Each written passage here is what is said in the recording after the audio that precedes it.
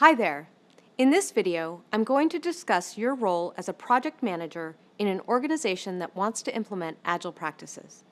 As you conduct your project management job search, you're likely to find many of the organizations you apply to as either already being Agile, making the switch to becoming Agile, or not yet Agile but ready to transition.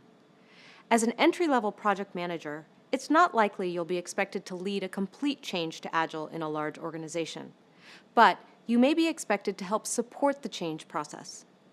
On the other hand, you might get hired by a smaller organization that does want you to lead the change. The techniques I'll share with you in this video will set you up to be prepared for all of these different scenarios. Let's begin.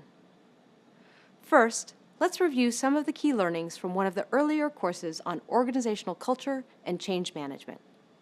When an organization shifts the way it conducts business, it usually requires a shift in its culture as well. Understanding organizational culture and the change management process is crucial when introducing new ways of working. Organizational culture is based on shared workplace values and pops up in people's behaviors, activities, the way they communicate, and how they work with each other. A change that's out of sync with the existing culture is much more difficult to complete. In fact, there's research proving that companies that don't consider the cultural aspects of Agile are more likely to fail.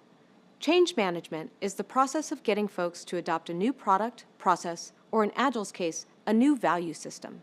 Okay, let's get into how to help introduce or continue the adoption of Agile or Scrum into an organization. Unless the organization has many years of Agile behaviors and experience, you may be facing a change in organizational culture. These changes take time, sometimes years to complete. As a project manager, you might only implement a few changes, and that's okay. You'll still be adding value by demonstrating to your team or organization new and different ways of approaching their business.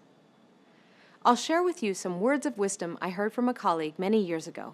They said, "Change takes patient persistence."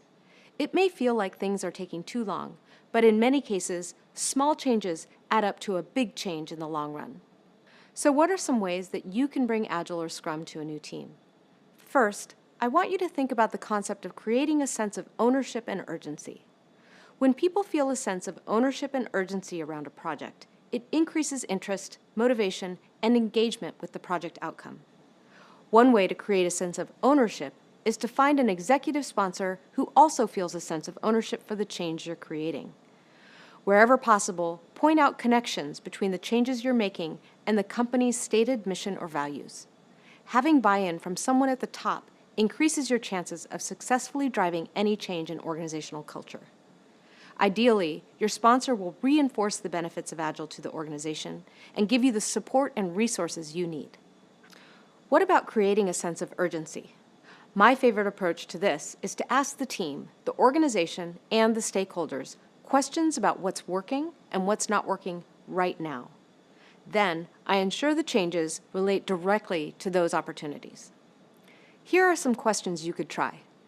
What is preventing us from providing the best possible product to our customers? What is allowing our competitors to outperform us in this market? And how can we help our teams become more productive and supported in their work? This not only helps you prioritize your work, you get the team thinking about the possibilities they'll enjoy if the change is successful. You can use these questions going forward to collect feedback during the change.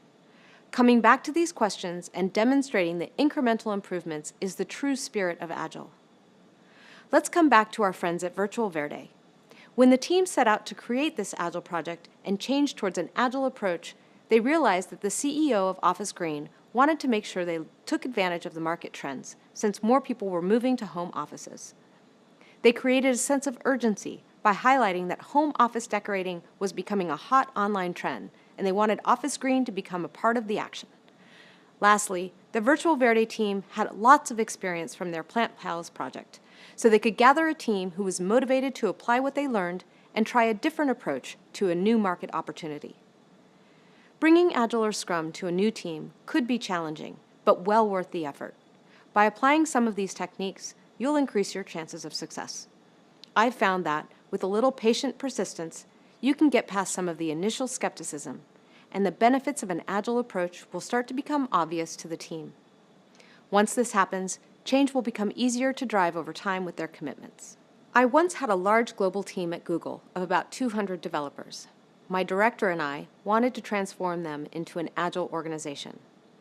It took us about 2 years and many trips to different work sites for me and my team of project managers to deliver the tools, processes, and coaching to bring the team up to speed on an agile way of working.